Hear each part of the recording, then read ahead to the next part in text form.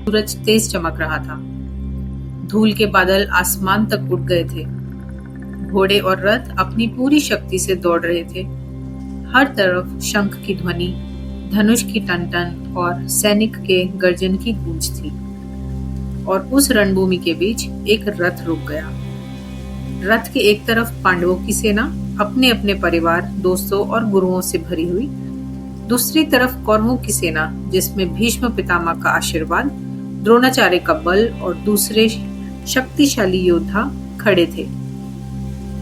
अर्जुन, महान धनुर्धर, उस रथ पर खड़ा था, पर उसके हाथ का धनुष धीरे धीरे नीचे गिर रहा था। आंखों में आंसू, दिल में बोझ। मेरे अपने लोगों के खिलाफ मैं तीर कैसे चलाऊं? कृष्ण, जो उसके सारथी बने थे, शांत कोमल मुस्कान के साथ उसे देख रहे थे। और फिर एक पल के लिए मैदान की सारी आवाजें चुप हो गई। सिर्फ कृष्ण की आवाज गूंज उठी। अर्जुन, ये दो राह पर खड़े रहने से कुछ नहीं मिलेगा। तेरे सामने मंजिल अभी दिख नहीं रही, पर पहला कदम उठाना जरूरी है। चल, युद्ध कर, कर्म कर। जो चलने वाले होते हैं वे कहीं ना कहीं जरूर पहुंचते हैं। वही था अर्जुन का टर्निंग पॉइंट। उसने समझा, रथ को वहीं रोक देना, युद्ध से मुंह मोड़ लेना, इसका मतलब सिर्फ हार नहीं, अपना धर्म छोड़ देना भी होता है। कृष्ण ने उसे याद दिलाया, कर्म करने का अधिकार तेरा है, पर फल की चिंता मत कर। अगर तू चलना शुरू करेगा तो रास्ते खुद बनते चले जाएंगे। अर्जुन ने अपने आंसू पोंछे, धनुष उठाया और एक कदम आगे बढ़ाया। यही था वो पल जब एक उलझन में फंसा व्यक्ति अपना पहला कदम लेकर महान योद्धा बन गया। आज के जमाने में भी हम अपने कुरुक्षेत्र में खड़े होते हैं। कभी करियर का डिसीजन, कभी बिजनेस का रिस्क, कभी पर्सनल लाइफ का कंफ्यूजन, और हम सोचते रहते हैं मैं कौन सा रास्ता लूं, कहीं ये गलत ना हो जाए। और इसी सोच में हम वहीं के वहीं रुके रहते हैं। इसको मॉडर्न लैंग्वेज में कहते हैं एनालिसिस पैरालिसिस, मतलब इतना सोचना कि चलना ही बंद हो जाए।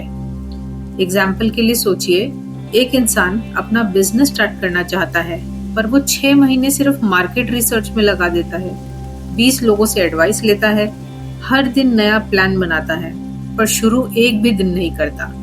रिजल्ट, सपना वही का वही।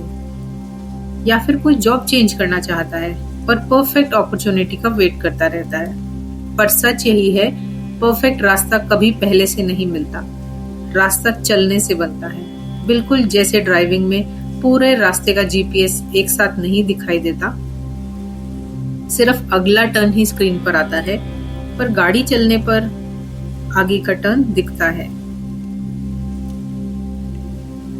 कृष्णा का मैसेज सिंपल है, जो पहला कदम उठाता है वही मंजिल पाता है। दो राह पर खड़े रहने से कुछ नहीं बदलता। लाइफ में क्लैरिटी अक्सर चलने के बाद आती है। अगर आप अपना फर्स्ट स्टेप लेते हैं, चाहे छोटा सा ही क्यों ना हो, तो पॉसिबिलिटीज खुलने लगती है। अगर करियर कंफ्यूजन है, कोई एक कोर्स ज्वाइन करो, किसी एक्सपर्ट से मिलो, अपनी स्किल्स अपडेट करो। अगर बिजनेस का आइडिया है, एक छोटा पायलट प्रोजेक्ट लॉन्च करो। अगर पर्सनल लाइफ में डिसीजन लेना मुश्किल लग रहा है, अपने दिल की ऑनेस्ट चॉइस की तरफ एक छोटा कदम बढ़ाओ। यह कदम छोटा हो सकता है, पर इनर्शिया तोड़ने का काम करेगा। तो आज का प्रश्न यह है कि आप अपने किस दोराहे पर खड़े हैं? कौन सा पहला कदम है जो आप आज ले सकते हैं?